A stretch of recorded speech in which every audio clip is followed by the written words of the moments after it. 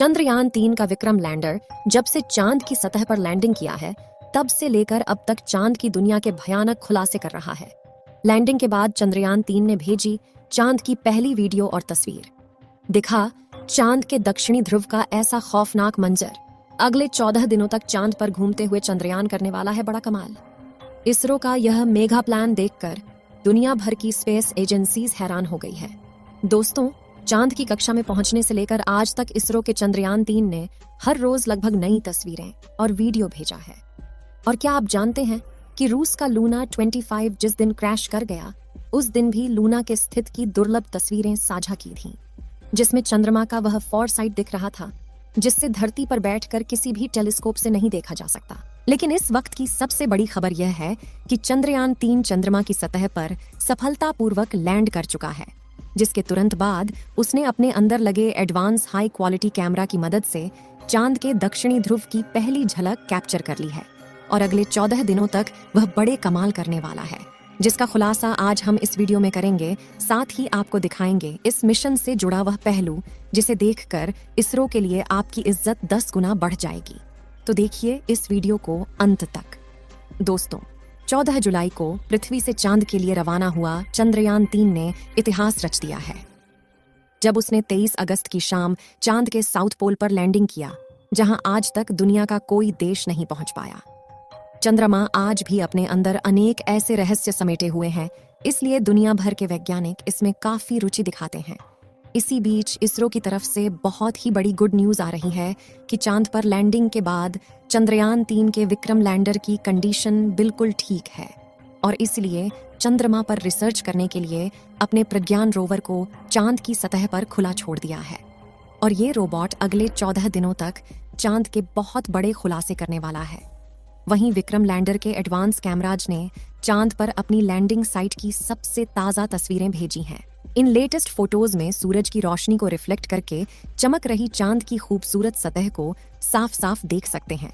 साथ ही यह भी देख सकते हैं कि चांद की सतह कितनी ज्यादा ऊबड़ खाबड़ है, जिसका यह हाल लंबे समय तक उल्का पिंडों की बारिश की वजह से हुआ है।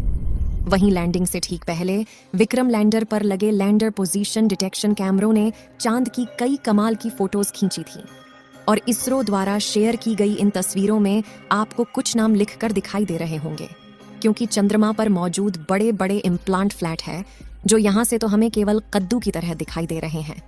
लेकिन चौंकाने वाली बात यह है कि इन्हीं रहस्यमय गड्ढों के नीचे 1-2 किलोग्राम नहीं, बल्कि पूरे 10 करोड़ टन पानी मौजूद हो सकता है, और कई बेशकीमती खनिजों का भंडार हो सकता है, जिसका रिसर्च करने के लिए विक्रम ने अपने प्रज्ञान रोवर को रवाना कर दिया है।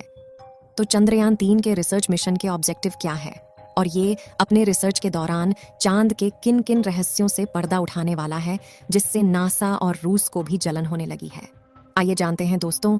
विक्रम लैंडर पर कोई चार्ज नहीं लगेगा, यानी कि लैंडिंग के बाद अब वो अपनी जगह पर खड़ा होकर चंद्रमा पर सर्च करेगा, जिससे यह चांद के पतले वातावरण के अंदर मौजूद प्लाज्मा पार्टिकल जारी करेगा। दिन और रात में चंद्रमा की सतह के बदलते तापमान की जांच करेगा, अपनी लैंडिंग साइट के आसपास आने वाले भूकंप की गति और तीव्रता की स्टडी करेगा, और सतह के नीचे लेजर फेंककर सरफेस एलिमेंट्स की जांच करेगा, जिसके लिए इसके अंदर 4 पेलोड उपकरण लगाए गए हैं। जबकि चंद्रयान-3 का प्रज्ञान रोवर अपने टायर्स की मदद के चलते हुए चांद के दूर दराज इलाकों की तरफ रवाना हो चुका है, और चलते चलते इसने इसरो को भी चांद का डेटा भेजना शुरू कर दिया है। आपको बता दें कि प्रज्ञान रोवर में लेजर इंडक्टेड ब्रेकडाउन स्पेक्ट्रोमीटर और अल्फा पार्टिकल एक्सरे स्पेक्ट्रोमीटर जैसे 2 पेलोड उपकरण लगाए गए हैं, जो कि लेजर की मदद से चांद की सतह के अंदर तक जाएंगे और सतह के नीचे मौजूद पानी का पता लगाएंगे।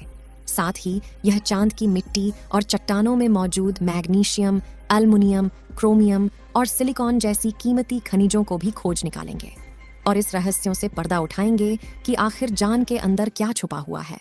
यानी अगर अपने इस मिशन में विक्रम लैंडर और प्रज्ञान रोवर ने चांद पर किसी कीमती खनिज या पानी का भंडार खोज लिया, तो यह इतना बड़ा कामयाबी होगा कि भविष्य में जब भी चांद का नाम लिया जाएगा, तो इसके साथ ही इसरो और भारत का नाम भी जोड़ा जाएगा।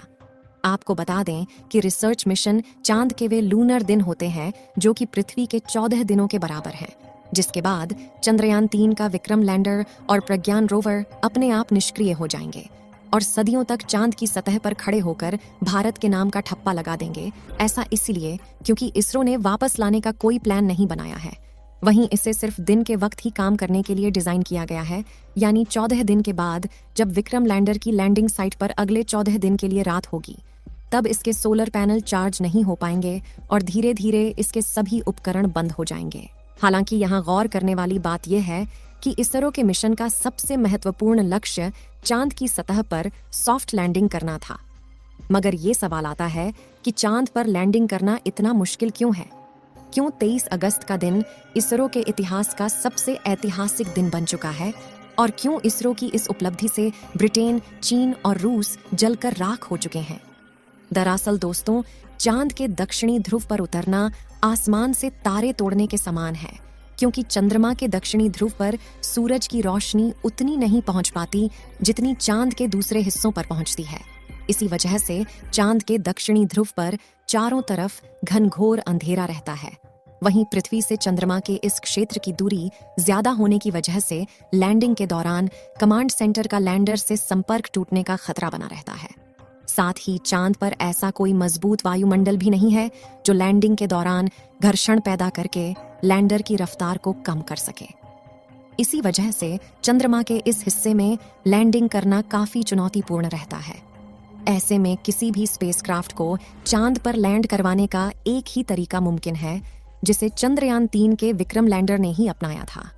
इस तरीके में लैंडर को चांद की सबसे छोटी ऑर्बिट में अपनी न्यूनतम ऊंचाई वाले बिंदु तक ले जाया जाता है, जो कि 20 से 30 किलोमीटर के बीच होता है।